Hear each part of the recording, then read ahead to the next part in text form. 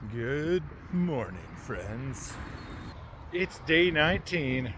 Getting out, riding every day, trying to be active, trying to start the day with a good positive mindset. It's been helping so far. There's definitely been days where it's really helped. So that's why I try to spread a little positive message in hopes that it helps any of you out. Whether you're going through a hard time or just want to hear something positive. I went a bit too fast through that puddle. Got a little wet. It's okay though.